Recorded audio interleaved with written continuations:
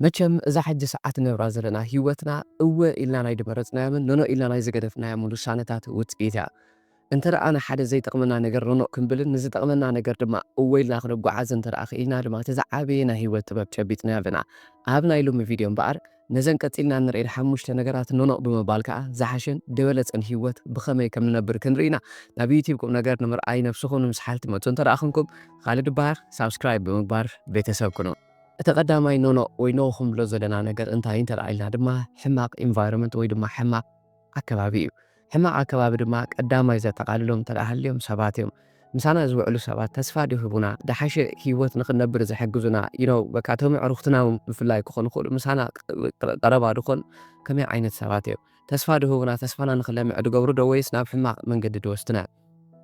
أنت لا تسكب لكم كي بحرز ملسلكم ولا أنت أريخم وخوكم أنت لا تصبق عارك هاللي كان تصبق من جديد مرحكا حماق عارك دمهرة كان يشتي نجا كابودر أخي أنا قرقن صباح نقع في وقت كم عارك ندي واقع تخفلك كريونا تلينا تبقى جرنا بعارك ما حزاد مت ويون عارك هذا رأي كان يشتي نيجاتيف نجا صباح نقع أبي وقت كاتم أو أبي شجر علوي أثاني يشتي تمهرك شللي كذا حلبك نو عيدلي نزنا جرت سأن مبالك أب حرارك خون خل أفقراو هيوتك خون خل أبد تقول اللي هيوتك أبو واقع دخلتك يا تخي عارك ما حزاد تجمر مستري وعارك ما حزاد تجمر خال نجارات لي نسنت نجارات سمع إنه جو جنا بحدار أتي خونا كان نجارات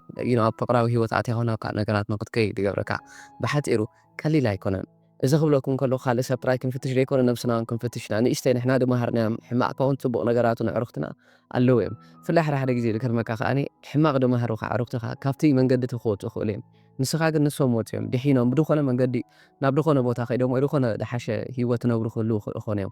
نسخة جنا أفتح ما هروخ أفتح ما نجار ستيل أبغى أخذ لها كم يقعد ما نايم متشم سنتها يتمفتح أنت رأينا أقدمنا نوم بالي كم زعينت حماق دخنا جمدتات حماق دخنا والفتات حماق دخنا نجارات كابزر إنا عركة ما حزا إلي مبالي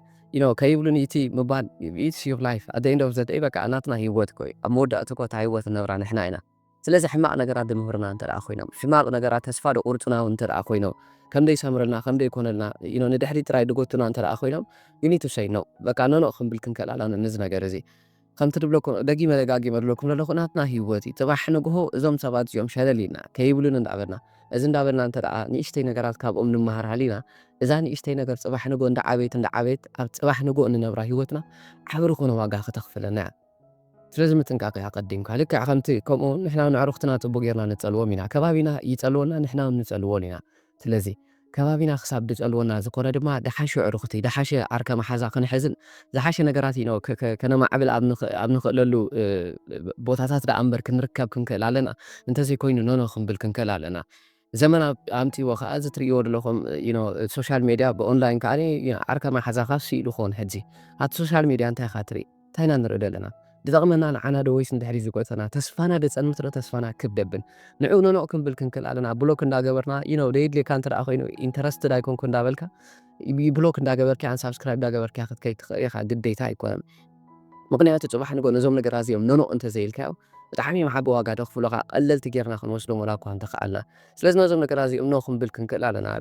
كم تبلوكم دلوخي زمان امتي وكا عرك خارخون after social media ደጋጊምካ እትሪኦ after social media ደጋጊምካ አንተ ብገቦ ሰብእ ትምገቦ ሓሳብ ትምገቦ ኣብኡ ነገራት እዩ ስለዚ ነዚ ነገር ኣቀዲምካ ነው ምባሊ ኣፍታ ፅባሕቲ ምስረታ ሂወት ዓብ ዋጋ ከየኽፍለካ ኣብ ሕጂ ሰዓት ኮንካ ናብ ኔጌቲቭ ነገር ናብ ሕማቕ ነገራት ንእሽተይ ነገር ይድምረካ ምክንያቱ ድኾነ ሶሻል ሚድያ ክትኣቱን ከለካ ንእሽተይ ነገራት ኣብኡ ትርኢ ኣብ ኢንስታግራም ዲኻ ክትኣቱ ገለ ዲኻ ክትርኢ ድኾነ ፎቶ ዲኻ ክትርኢ ድኾነ ስእሊ ዲኻ ክትርኢ እዛ ንእሽተይ ነገራት ክትደራረብ ክጅምር ከላ ዝበዝሕትኡ መንእሰይ ደጋጥሞ ደሎ ናብ ዘይኮን ዓይነት ናይ ፅዩፍ ነገራት ናብኡ ክእትዎ ክእል እዩ ኢትስ ዴንጀረስ ብጣዕሚ ሓደገኛ ነገር እዩ ስለዚ ሓደራ ኣሕዋት ኖ ምባል ካብ ሕጂ ኣብቲ ሞባይል ድመፅ ነገራት ብዝግባእ ፊልተር ጌርካ ብዝግባእ መሚኻ ምእታዊ መን ጠቕመካ መን ኣይጠቕመካን ተሪኻ ምርዳእ ብሓፂሩ ሓጎስ ናብ ዘይሂበና ዕቤትና ንዕቤት ናብ ዘይ ወስደና ዝሓሸ ህይወት ንኽንነብር ካብ ዘይኽእለና ቦታ ይኹን ኩነታት ሰብ ይኹን ተቐዳሚት ክንገብራ ዘለና ካብዚ ነገራት ዝኖ ክንብል ክንክእል ኣለና እታ ህይወት ንነብራ ንሕና ክሳብ ዝኾነ ሓደራ ክንጥንቀቕ ክንክእል ኣለና መጀመርያ ካብ ሕማቕ ዝኾነ ኢንቫይሮንመንት እንታይ ምግባር ግልል ምባል እዚኣ እታ ቀዳሚት እያ እታ ካልአይቲ ኖኖ ክንብላ ዘለና ድማ ሕማቕ ሓሳብ እያ ሕማቕ ሓሳብ ብጣዕሚ ሓደገኛ እዩ እንተ ደኣ ሓደ ኔጌቲቭ ዝኾነ ቲንኪንግ ኣብ ኣእምሮኻ ሃልዩ ወይ ሕማቕ ሓሳብ ክመፅእ እንተ ደኣ ሃልዩ እንደገና ነታ ሕማቕ ሓሳብ ትኹረት ክትገብረላ እንተ ደኣ ክኢልካ ኣቐዲምካ ኖኖ ኢልካ ናብ ፅቡቕ ሓሳብ ደይትምለስ እንተ ደኣ ኮንካ ሓሳብ ስምዒት እዩ ዝቕስቅስ ስምዒት ድማ ንሂወት እዩ ዝመርሕ ስለዚ ሓደራ ናብ ውፅኢት ከይከደ ከሎ ስምዒትን ከይኮነ ከሎ ኣቐዲምና ናብ ሓሳብ ክንረኽቦ ክንክእል ኣለና ሓሳባትና ሻቆሎት ድመልኦም ጥርጣረታት ድመልኦም እንተ ደኣ ኮይኖም እቲ ሻቆሎትን ጥርጣረን ዝወለዶ ፍርሒ እቲ ሻቆሎትን ጥርጣረን ዝፈርሐ ጭንቀት እዩ ናብ ተግባር ንኸይንከይድ ዝሓሸ ህይወት ንኸይነብር ከዓ ዝኽልክለና ኣሎ ስለዚ ኣቐዲምካ ጥርጣረ ይኹን ሻቆሎት ይኹን ሕማቕ ሓሳብ ኣብ ኣእምሮኻ ክመፅእ ገና ክጅምር እንከሎ ኖ ምባል እዩ ንዕኡ ናብ ዝተቐደሱ ደሓን ዝኾነ ሓሳባት ሰላም ክህቡኻ ዝኾነ ሓሳባት ናብኦም ምምላስ እዩ ሓደራ ኣሕዋት ኩሉ ነገራት ኣብ ህይወትና ንሪኦ ዘለና ውፅኢታት መበገሲኡ ዝገብር ምንጩ ሓሳብ እዩ ስለዚ ሓሳብና ኔጌቲቭ ክመፅእ እንከሎ ኣይትኽእልን ኢኻ ኣይትረብሕን ኢኻ ኣይኮንን እኮ ከምዚ እኮ ትማል እኮ ከምዝጋጥምካ እኮ ክብል እንከሎ ኖ ኣነ ሕጂ ሰዓት እየ ዝነብር ሓሳበይ ፅባሕ ንጎሆ ከዓ ህይወተይ ስለ ዝኸውን ኣብ ሕጂ ሰዓት ኮይነ ሓሳበይ ክትንቀቐሉ እዩ ዘለለና ካብ ሕማቕ ሓሳብ ከዓ ግልል ክንብል ክንክእል ኣለና ታኒእሽተይ ንገብራ ሓጢኣት ከያ ፅባሕ ንጎ ተደራሪባ ዓብዪ ደይንወፅእ ዓይነት ዓዘቕቲ ተእትወና ናብታ ሓጢኣት ወይ ናብቲ ሕማቕ ነገር ክንከይድ ዝገብረና ድማ ካልእ ደይኮነ ሕማቕ ሓሳብ እዩ ተስፋ ንቆርፀሉ ሓሳብ እዩ ነዚ ሓሳብ እዚ ኣቐዲምካ እንተ ደኣ ክትሕዞ ክኢልካ ግን ገና ሓሳብ እንከሎ ናብ ስምዒትካ ይተቐየረ ክትሕዞ እንተ ደኣ ክኢልካ ግን ኦፍኮርስ ሂወትካ ከተስተኻኽል ዝሓሸ ህይወት እውን ክትነብር ትኽእል ኢኻ እንተዘይኮይኑ ግን እታ ሓሳብ ኣምሊጡ ስምዒት እንተ ደኣ ኮይኑ ናብቲ ስምዒታዊ ዝኾነ ናይ ኣእምሮኻ ክፋል ኣትሞ ድሓር ባእሱ እዩ ዝዝውረካ ኣውቶፓይሎት እዩ ዝኸውን ህይወትካ እቺ በዓል እዩ ዝዝውረካ ሕማቕ ውሳነታት ንኽትውስን ናብ ዘይድሊ ነገራት ንኽትኣቱ ስምዒትካ ተረብሹ ተግባራትካ ክርበሽ ውፅኢትካ ንኽርበሽ ዝገብር እዩ ቅድሚ ሕጂ ዝነበሩ ኣብ ሕልፍካ ዝነበሩ ኤክስፔሪንሳት ኣብ ሕልፍካ ዝነበሩ ኤክስፔሪንስስ ወይ ከዓ ናብ ሕልፍካ ደጋጠሙኻ ነገራት ከዓ ንኽዝውርኻ መጻኢኻ ድማ ብሕልፍካ ንኽዳነን ኢኻ ትገብር እንተዘይኮይኑ ግን ኣቐዲምካ ነቲ ሓሳብቲ ከተስተኻኽሎ እንተ ደኣ ክኢልካ ናብ ዝተቐደሱ ዝተባረኹን ሓሳባት ክትከይድ እንተ ደኣ ክኢልካ ነቲ ኔጌቲቭ ነገር ኖ ኢልካ ዝሓሸ ህይወት ክትነብር ትኽእል ኢኻ ፈጣሪኻ እንታይ ይሳርሕ ሓሳብና ከነስተኻኽል እንተ ደኣ ክኢልና ኩሉ ግዜ ዝሓሸ ህይወት ከም ዝህበና ይነግረና እዩ ስለዚ ኣቐዲምካ ገለ ሕማቕ ሓሳብ ክመፅእ እንከሎ ኣነ እኮ ንእሽተይ ነገር ኣነ እኮ ኣይረቢሐን እየ ክትብል ክጅምር ከለኻ ኖ ኣነ ይረቢሐ ፈጣሪ ኣሚኑካ ትንፋሱ ዘንበረለይ ብሩኽ ድኾንኩ ብሉፅ ድኾንኩ ፍጡር ኢልካ ምጓዓዝ እዩ ወይ ሕማቕ ነገር ክመፅእ ከሎ ጀስት በቃ ፅጋዕ ምባል ናብ ፈጣሪኻ ኣብቲ ሰዓት እቲ ደየላ ሓሳብ ክመፅእ ከሎ ኣብ ኣእምሮኻ እታ ሓሳብ እቲ ናብ ዘይኮኑ ተግባራት ተወስደካ ንኣብነት ከምዚ ክንብሎ ፅናሕና ቀዲምና ድኾነ ሓሳብ ኣብ ኣእምሮኻ ካብቲ ተወስዶ ኢንቫይሮመንት ካብ ሞባይልካ ካብ ሶሻል ሚድያ ክትርኢ ክትጅምር ከለኻ እቲ ሓሳብ እቲ ኣብ ኣእምሮኻ ክኣቱ እንከሎ ገና ድኾነ ስእልታት ክትርኢ ገለ ክትገብር ድኾነ ነገራት ክትርኢ ከለኻ ሽዑ ሰዓት እዩ ስምዒትካ ድቕስቀስ ስምዒትካ ክትቕስቀስ ክጅምር ከለኻ ናብ ሕማቕ ትጠዓሰሎም ተግባራት ኢኻ ትኣቱ ስለዚ ኣቐድማ ኣቢልካ ሓሳብካ ምስትኽኻል እዩ ሓሳብካ ዝተቐደሰ ምግባር እዩ ካብ ምምራር ናብ ምስጋና ምምላስ እዩ ንጎ ተሲእካ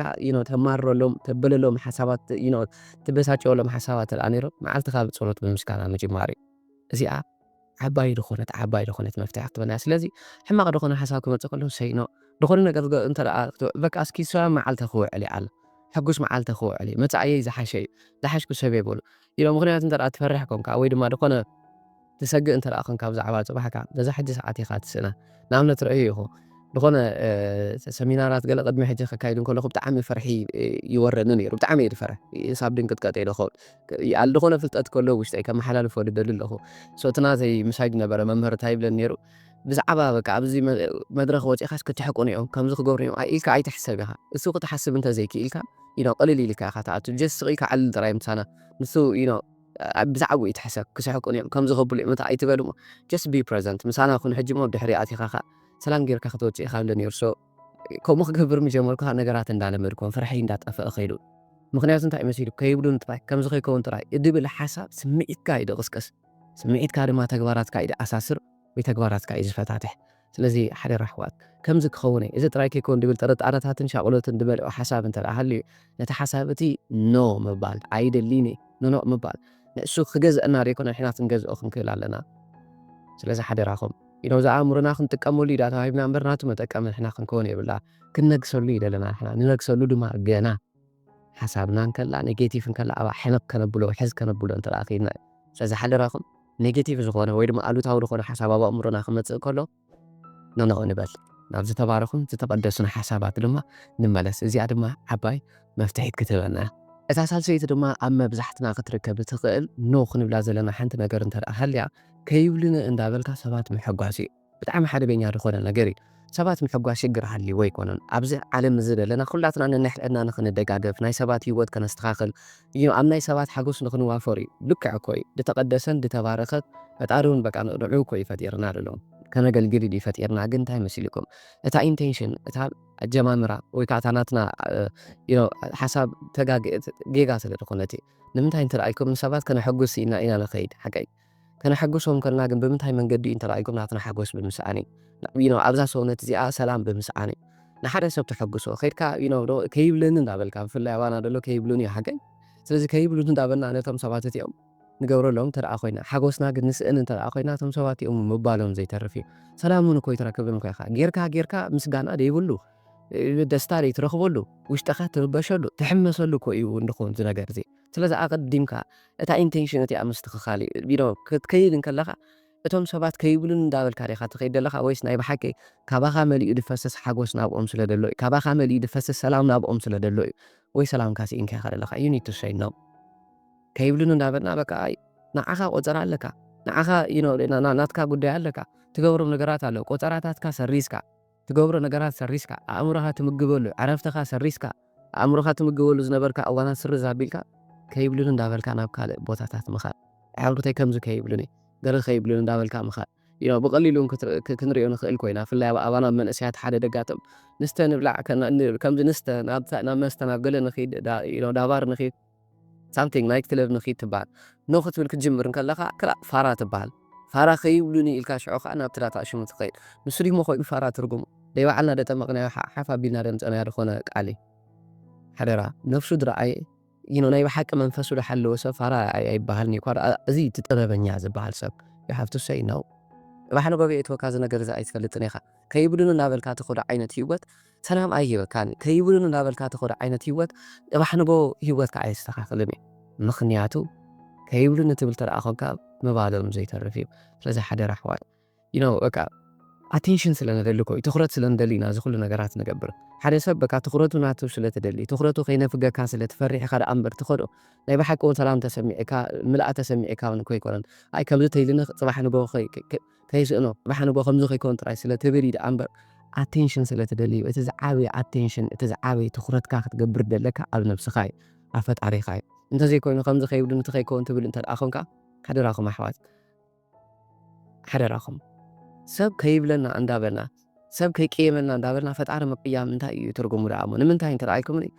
እዛ ፈጣሪ ኣኽቢሩ ፈጢርዋ ደሎ ሰው እዛ ነብሰይ እዚኣ እንተደኣ ድሕረኻ ነዛ ነብሰይ እዚኣ ደቀይማ እንተደኣ ኮይኑ ፈጣሪ ደቀይም ደለኹ ንፈጣሪ ንዓይኑ እንዳቀየምኩ ከዓ ካልእ ሰብ ክሕጉስ ማለት ከቢድ ነገር እዩ ነዚ ነገር እዚ ነው ክንብል ክንክእል ኣለና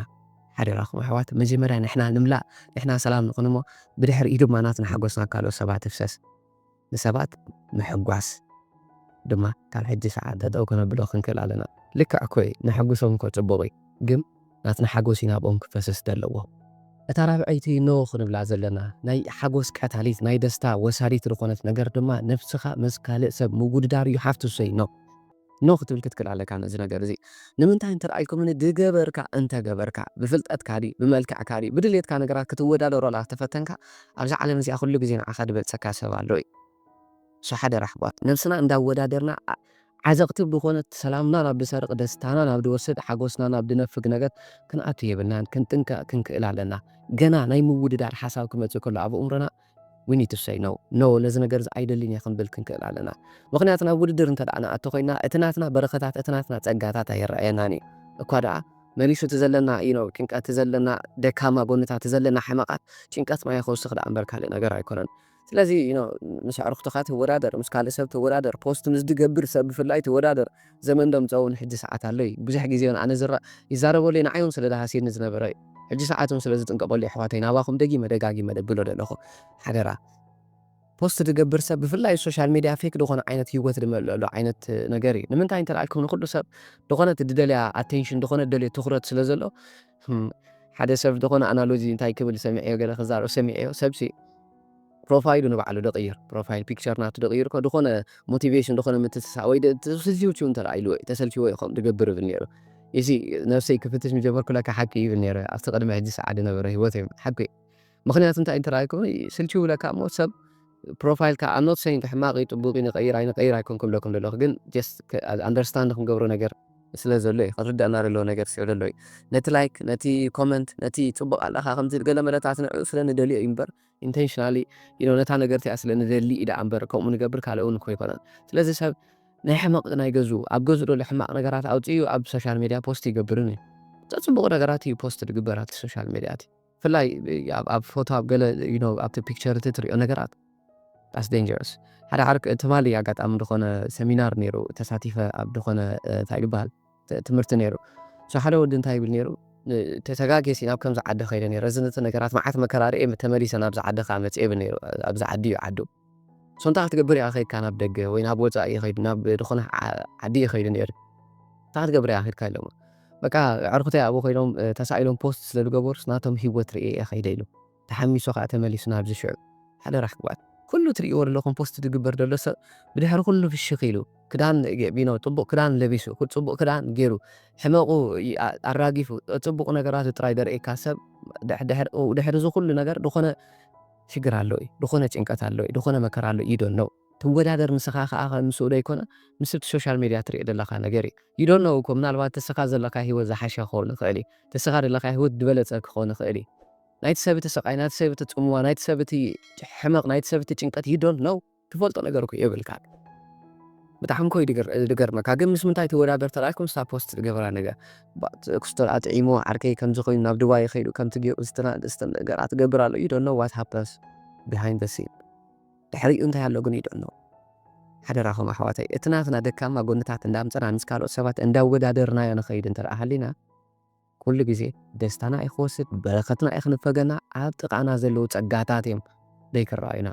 ስለዚ ሓደራኹም ንነፍሰዮም ኩሉ ግዜ ዝነገራ ነገር ስለ ዝኾነ ካብ ህፃንነትና ጀሚሩ ኣብ ውድድር ኣብ ገለ ከምኡ ስለ ደዓበና ትሽግር ድኾን ዘሎ ምውድዳር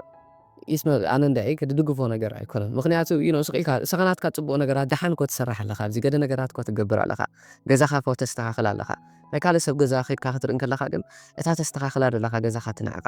ዩ ዶንት ነው እንታይ ሒዝልካ ኣሎ ፈጣሪ ንዓኻ እታ ድላትካ ፀጋ ሒዝካ ምስ ነፍስኻ ምስ ምውድዳር ጥራይ ዝሓይሽ ድሓሸሸ ብንስኻ ምዃን ክትከውን ጥራይ ዘለካ ነዚ ክንገብር ከዓ እንተ ደኣ ኽኢልና ናይ ምውድዳር ሓሳብ ኣብ እሙሩና ክመፅእ እንከሎ ኖ ክንብል ተደኣ ኽኢልና ኖ ነዚ ነገር እዚ ክንብል ተደኣ ኽኢልና ኸ እመኑኒ ኣሕዋት ዓባ ዓስቢ እዩ ዘለዎ እዚ ነገር እዚ ስለዚ ሓደራ ነዛ ነገር እዚኣ ኸ ኖ ንበል እታ ናይ መወዳእታ ኖ ክንብለላ ዘለና ነገር ድማ ግዝያዊ ደስታ ንዝህቡና ነገራት ኖ ክንብል ክንክእል ኣለና ግዝያዊ ደስታ ክብለኩም ከለኹ ብብዙሕ መንገድታት ክንገልፆ ንኽእል ኢና ምናልባት መፍትሒ ድህበና መሲልና ንኣትዎ ሕጂ ንጅምሮ ንእሽተይ መስተ ሕጂ ንጅምራ ሽጋራ ሕጂ ንጅምራ ጫት ሕጂ ንጅምራ ዊድ ፅባሕ ንግሆ ዓዘቕቲ ናብ ዝኾነ ሂወታት እትወካ ግዝያዊ ደስታ ኩያ ከዓ ትህበካ ተናግፈካ ስለ ዝመስለካ ኢኻ ናብ ግዝያዊ ደስታታት እውን ትጓየ ሓደራኹም ኣሕዋተይ ብፍላይ ኣብ ናይ ሎሚ ኣብ ኣሕዋተይ ክርኢ ከለኹ ናትና መንእስያ ዝረኣይ ደሎ በቃ ተስፋ ምቑራፅ ኣለዉ ሂወተይ ይስተኻኸሉ ኢልካ ብተስፋ ደይምንባር ኣሎ ሓደራኹም እዛ ሂወት እዚኣ ተስፋ ጌርናላ ክንከይድ እንተ ደኣ ኽኢልና ያ እምበር ዝሓሸ ከተምፅአልና ትኽእል ተስፋ ንቑርፅ እንተ ደኣ ኮይና ግዝያዊ ደስታ ናብ ዝህቡና ግዝያዊ ሓጎስ ናብ ዝህቡና ግዝያዊ ዕጋበት ናብ ዝህቡና ነገራት ጥራይና ክንከይድ ኣብ መስተ ይኹን ኣብ ሽጋራ ይኹን ኣብ ጫት ይኹን ኣብ ዝኾነ ዊድ ይኹን ኣብ ሓሽሽ ይኹን ከዓኒ ዘለኣለማዊ ዝኾነ መፍትሒ ኣይርከብን እዩ ዘለኣለማዊ መፍትሒ ክርከብ ድኽእል ነብስኻ ኣስተኻኺልካ ናብ ፈጣሪኻ ተፅጋዕ እንተ ደኣ ኽኢልካ ስለዚ ግዝያዊ ደስታ ዝህበካ እንተ ደኣ ኮይኑ ሓደ ነገር ብቐሊሉ ተተግብሮ እንተ ደኣ ኮንካ ግዝያዊ ደስታ ዝህበካ እንተ ደኣ ኮይኑ ፅባሕ ንግሆ ኣብ እትነብሮ ሂወትካ ዓብ ዋጋ እዩ ዘኽፍለካ ምጥንቃቕ ኣዝዩ ኣገዳሲ ኣብ ሕጂ ሰዓት ኮንካ እሱ ጥራይ እውን ኣይኮነን ብግዝያዊ ደስታ ዝህበካ ነገራት እውን ኣሎ እዩ ብፍላይ ሶሻል ሚድያ እውን ግዝያዊ ደስታ ዝህብ ነገር እኮ ኣክንዲ ተንብብ ኣክንዲ ተፅንዕ ኣክንዲ ትርዳእ ዝሓሸ ደስታ ክህበካ ዝበለፀ ዘለኣለማዊ ደስታ ክህበካ ዝኽእል ነብስኻ ኣክንዲ ከተዕቢ ኣብ ቲክቶክ ናብ ገለ ነገራት ስክሮልና ምግባር ዘይድለ ዓይነት ስእልታት ናብ ምርኣይ ዘይድለ ዓይነት ፅዩፍ ነገራት ናብ ምርኣዩ ክንከይድ ንኽእል ኢና ክንቁጠብ ስለ ዘለና ኣሕዋተይ ሓደራኹም ነዚ ነገር ዝጠበብ ኣድልዮ እዩ ስለዚ ሓደ ነገር ግዝያዊ ደስታ ዝህበካ እንተ ደኣ ኮይኑ ይሓፍቱ ኣስክ ክትሓትት ክትክእል ኣለካ እዚ ነገር እዚ ናይ ብሓቂ ድዩ ዘድልየኒ ንዓይ ናይ ብሓቂ ናይ እንትናተይ ደስታት ናተይ ዘለዓለማዊ ዝኾነ ደስታ ክህበኒ ድኽእል ኢልካ ዩኒት ሓንተት ክትክእል ኣለካ እንተዘይኮይኑ ግዜያዊ ደስታ ናብ ዝህቡኻ ስክሮል ናይ ምግባር ናይ ሶሻል ሚድያ ካልእ ነገራት ስንችዊትካ ናብ ዝኾነ ቦታ ትኸይድ ኣብቲ ቦታት እንተረኣኻ ሕማቕ ነገራት ኢኻ ትርኢ ኣብኡ ተኣቱ ተቆሒም ኣብዛ ዓዲ እዚ ሰብ ለሚድዎ ዘይፈልጥ ርይዎ ዘይፈልጥ ነገር ኣብዚ መፂኡ ክርኢ እንከሎ ጫት ከቆሒም ትሪኦ ሰብ ካበይ ኣምፂኡ ምናልባት ኣነ ምሳይ ዓብዪ ሰባት ስለ ዝፈልጥ ምሳኻ ዓብዮም ዘይፈልጥዎት ነገርቲ ኣነ ብዝመፅአ ይፈሊጠዮ ንኣብነት ኣብ ኣዲስ ኣበባ ምስ መፅኹ ግን ሰባት ትሪኦም እቲ ከባቢኦም ማዕረ ክንደይ ከም ዝጠልዎምን ንእሽተይ ሓጎስ ትህቦም ነገርካ ፅባሕ ንጎ ማዕረ ክንደይ እቲ ዘለዓለማዊ ዝኾነ ሰላሞም ከም ትብትን ክትሪኦ ነገር እዩ ሓደራኹም ኣሕዋት ሓደራኹም ነዚ ነገር እዚ ክነስተኻኽሎ ክንክእል ኣለና ግዜያዊ ደስታ ዝህበና እንተደኣ ኮይኑ ሓደ ነገር ለሰይኖ ኣይደልን እየ እዚ ነገር እዚ ዘለዓለማዊ ደስታ ክህበና ናብ ዝኽእል ነብስና ኣብ ምዕባይ ጸሎት ኣብ ምግባር ነብስና ኣብ ምስትኽኻር መፅሓፍቲ ኣብ ምንባብ ከምዚ ዓይነት ጠቃሚ ዝኾነ ነገራት ኣብ ምርኣይ ኣብ ከምኡ ደኣ ከነሕልፎ ክንክእል ኣለና እምበር ንግዜያዊ ደስታ ንኽንብል ክንክእል ኣለና ምክንያቱ ዲዛይርካ ሓደገኛ ዝኾነ ነገር እዩ ብመጠኑ እንተዘይጌርናዮ ንባዕሉ እውን ሓደገኛ ዝኾነ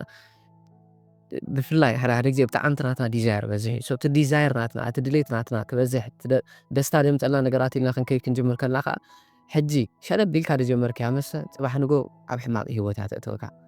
ሙሉእ ሂወትካ እያ ትቆፃፀር ምናልባት ኣብ ሓዳርካ ኣብቲ ሂወትካ ፅባሕ ንጎ ትገብሮን ተኸዶ ናይት ክለብ ተብሎ ዝነበርካ ደይክጋደፈካ ክእል እዩ ኣብ ሓዳርካ ሰላም ክትስእን ትኽእል ኢኻ ኣብ ናብራኻ ሰላም ክትስእን ትኽእል ኢኻ ኣብ ፍቕራዊ ሂወትካ ሰላም ክትስእን ትኽእል ኢኻ ሰላም ክትረኽበሉ እንዳኽኣልካ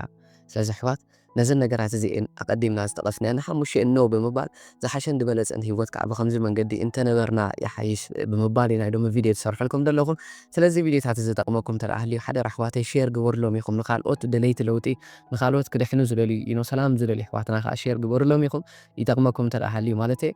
ሓደራኹም ድማ ንዓኹም ዘይትጎድእ ንዓና ግን ኣዝያ ጠቃሚት ዝኾነ ድማ ሳብስክራይብ ብምግባር ድማ ደገፍኩም ኣርኢና ኢኹም ክሳብ ዝቐፅል ቪድዮ ንራኸብ ድማ የኽብረለይ ሰላም ሰናይ ንዓኹም